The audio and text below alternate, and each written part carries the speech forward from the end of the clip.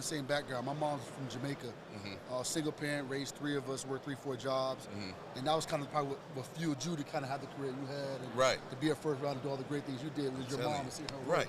So that was the same thing I had with my parents, my mom. So seeing her push and persevere, it was nothing hard enough that I couldn't do.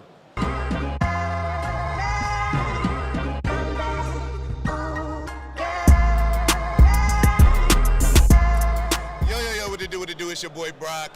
This is the broadcast. I'm joined with my co-host with the most, Mr. Petty Pat. Talk to him. Yo, what's good, everybody? This your boy Petty Pat. Hey, today we got a guest with us, man. He's an 11-year vet after being drafted in the 4th round by the Tennessee Titans. He's had stints at Philly, also Detroit Lions, Detroit. He's done tons of various community service around the world. He started his own coffee company called the Circle House Coffee Company in 2018. Joining us is Mr. Stephen Tulloch, man. Everybody give him applause, man. Appreciate it, man. Yes, sir. Yes, sir. We appreciate love what you guys are doing. You've been on air for about, 3 months or so, man, but doing a phenomenal job and wish you guys much success. Man, I appreciate that. You know what's crazy?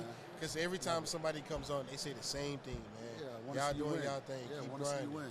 Yeah. Love it, man. Entrepreneurship. It's tough, man. It's tough, just like you said earlier before the show. You said jumping out on that leap of faith, man. It is tough, man, because it's like you got these ideas, and then until you put your feet to the ground, you never know how it's going to go. And then I talked myself out of it for the longest until I had my man, Mr. Pat, right here, say, bruh, I think you got something.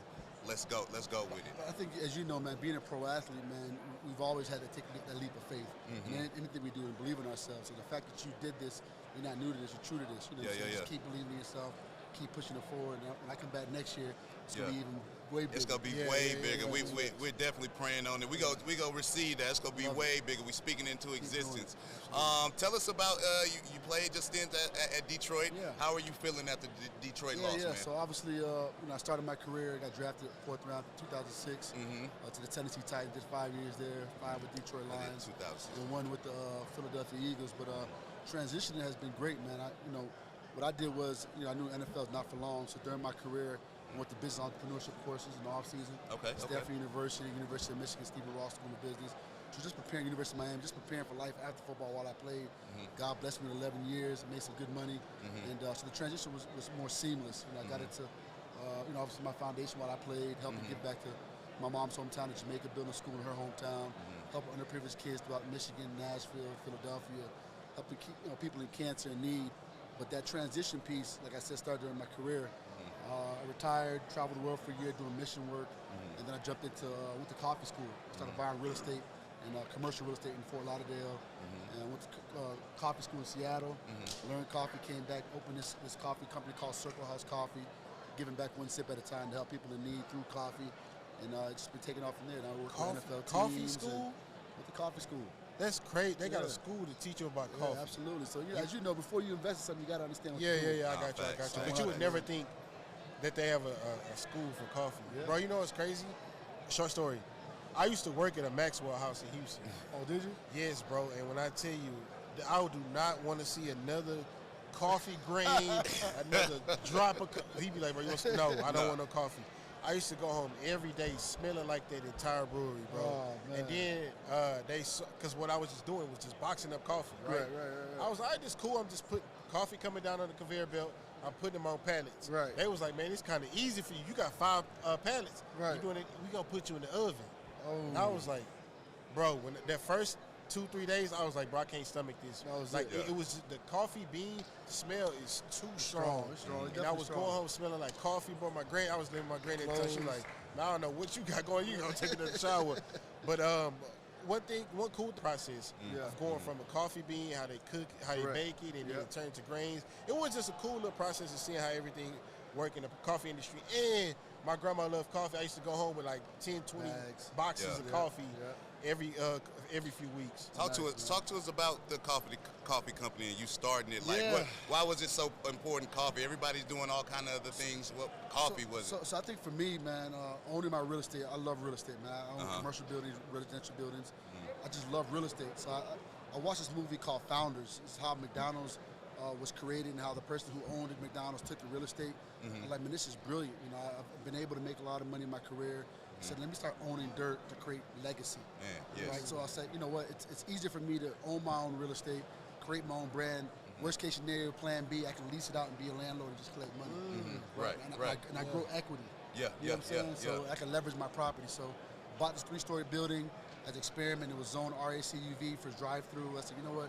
It's the first and only drive-through coffee shop located in Fort Lauderdale in downtown. I said, I'm going to be the first to do it. Let's go. Knock down walls, cut windows, created this drive-through concept, retail at the bottom space, office space upstairs. Now my tenants pay me from upstairs. I run my business downstairs. I collect rent, you know what I'm saying? Yeah, come on, man. Then, Business, man. And so I maximize the space. I own some land around there, pay-by-phone parking lot.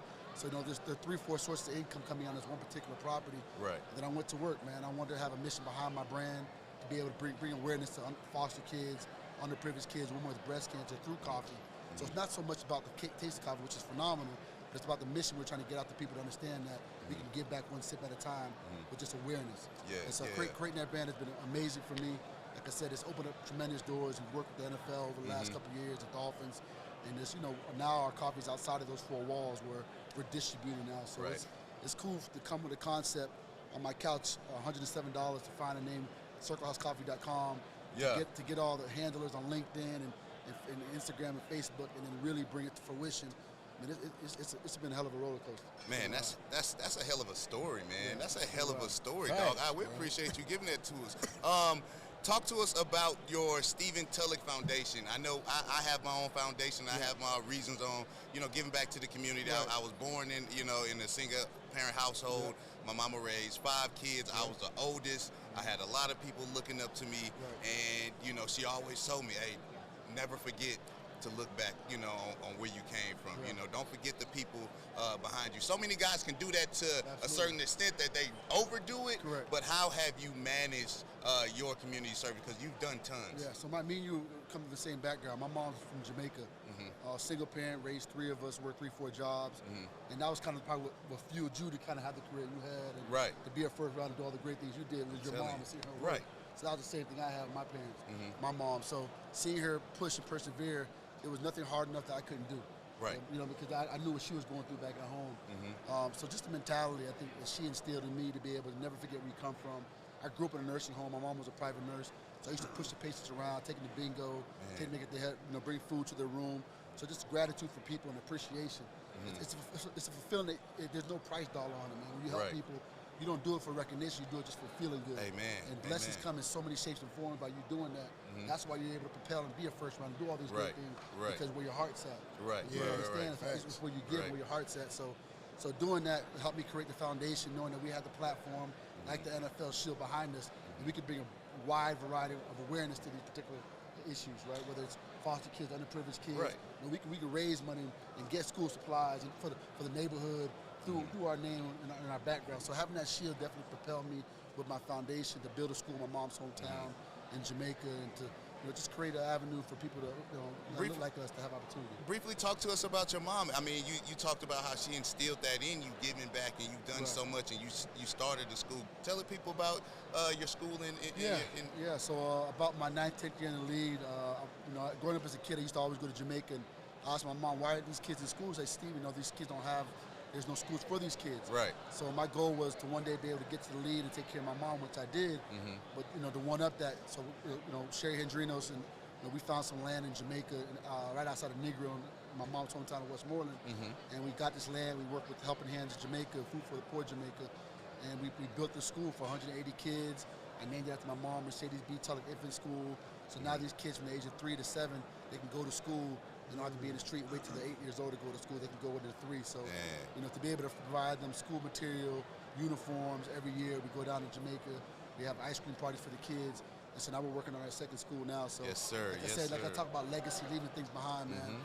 You never see a U-Haul behind a hearse. So give as much as you can, and blessings come to you tenfold. That's how I live my life. Man, you inspiring me, man. I feel like I haven't done enough. I listened to his story. It make you like, damn, bro. And you know what's crazy about it, bro?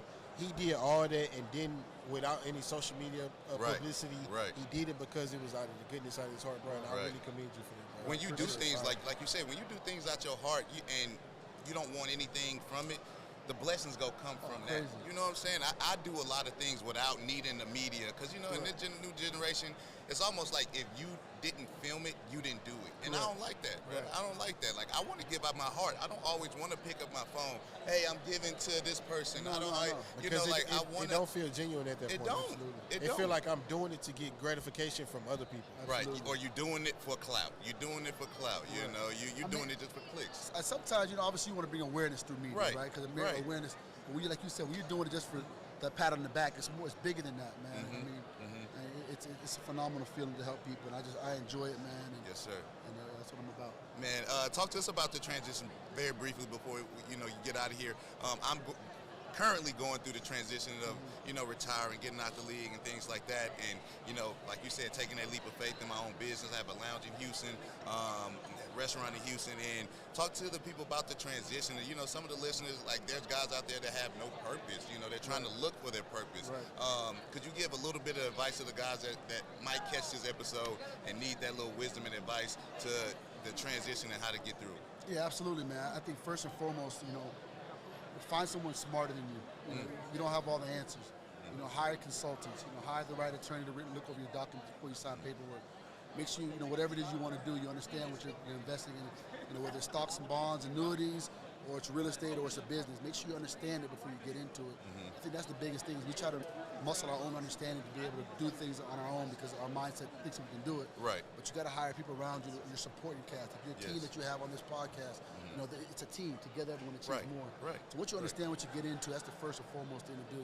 I think a lot of guys are just discouraged because when they play football, their identity was football. Football is what you did, it's not who you are. Right. And the faster you understand that, the easier it is to transition. Yeah. You're not looking for somebody to sign an autograph and take a picture with. Right. You're looking to network to see how you can propel your life after football. Yes, sir. So I think for me, it was more so just understanding that, finding people that were smarter than me, leading them in the right direction when it comes to commercial real estate, residential, and my business at Circle House Coffee, and just creating that team and pouring into your team and helping them elevate. As you elevate, they elevate with you. Man, we were just talking about this. It's important that everybody grows with you at the same time, that you're not outgrowing your team, that your team grows right in that same respect. So as you guys continue to grow in your own right, man, yes, sir. Just make sure you're feeding everybody along the journey. Yes, sir. Man, we appreciate that. We appreciate that. One more question before you go. Okay, so with the NFL draft coming up, right, and you being a fourth rounder, this is a question for both of y'all. Mike, first rounder, you a fourth rounder. Can you kind of give some advice to some people out there, some kids out there who might not end up being drafted where they want to, and it just goes to show 11-year careers from both of you guys, and y'all were drafted in two totally different positions. Yeah. Well, I'm sorry, different times of the draft. Right. So I can speak for myself. Now, I left school as a junior. I did 3 years of college, left after my junior year. So I took a leap of faith in the fact that, Mario Williams, Manny Lawson, John McCarthy, all 3 first-round D linemen, they're leaving this time for me to go. I ain't gonna get no taller. I'm 5'11", I'm 5'11", if that. I got to go. I was first team all ACC, whatever. So I left and just believed in myself. I said, once I get drafted, or I just, as an undrafted, for whatever it is, once I get opportunity, I'm going to show that I deserve to be there. So just believing in yourself, I think, first and foremost, shut out the outside noise, believe in yourself, and just the opportunity in itself is what you want, man. You can't ask for anything else but the opportunity. As the first round is a little bit different. Man, that check's a little bit different. Yeah, it starts off like that, but then I put so much pressure on myself to not be a bust because I knew that was a thing. Like I wanted to show the Rams why y'all picked me. I wanted to be worthy enough for y'all to say, okay, that was a right pick. We chose the right guy, and I put a lot of pressure on myself. But a lot of guys, that's coming up, you see, they don't put that pressure on themselves. They like, hey, whatever it is, whatever happens, or you see a guy who's very arrogant and he feels like, oh, everything is owed to me. I've had NIL money, I've had this, I had that. And the only thing I got to tell y'all, man, when you get to the league, bro, everybody good. Correct. Everybody good. Correct. So if you don't want to do your job and you can't do your job based off this or that, they go find somebody else. Okay, boom, cut you. We're probably saving money on this end anyway, and we gonna move on. And you gotta be able to adjust. You gotta be able to adapt. You're not gonna always be the guy. In my mind, when Aaron Donald came to the Rams, I was like, oh shit. I was like, they gonna get rid of me. It's over with. But I had to adapt. They were like, nah, we want you, but we want you to be able to adapt with what we got going on. And I had to make that choice that, okay, I'm all in for the team. If whatever the team need me to do, that's what I'm gonna do. And to piggyback what you said, Mike, it's people don't understand. Not what you do on the field, is what you do off the field. When you walk in that facility, you're always being evaluated. How you doing? How's your family? What do you do off the field in the community? You know, when they sit at the table, they want to evaluate you as a person. What asset is he to the team? He's a great player. His plays kind of decline, but he's a great leader in the locker room. So let's keep him. We're going to pay him a little bit and keep him around because he keeps the team together. So guys got to understand, these young guys that come in the game, it's great to be a great player, but you got to be a great person off the field as well. So the team can justify you being on the team. Amen. My brother Stephen Tulloch joined us, man. Where can people find you? You know? Man. So, you know, obviously Circle House Coffee at circlehousecoffe.com is my company. Stephen Tulloch, that's Stephen Tulloch is my Instagram handler. But, man, giving back one sip at a time, man. If you got it in your heart, man, find a community, get a part of, give back, help people in need.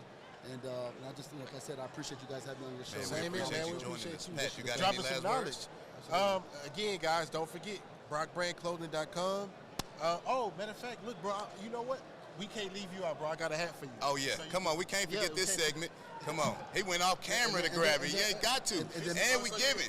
And we giving, bro. You can fit in with it, brother. Obviously, as well, you can go to circlehousecoffe.com. We sell all of our coffee online. Yes, sir. I didn't want to leave you out, brother. You can wear a hat just like us. Man, I appreciate this. Yes, sir. Love right here. And the people that rock with us, man, y'all know the motto, man. Don't get ready, stay ready. Peace.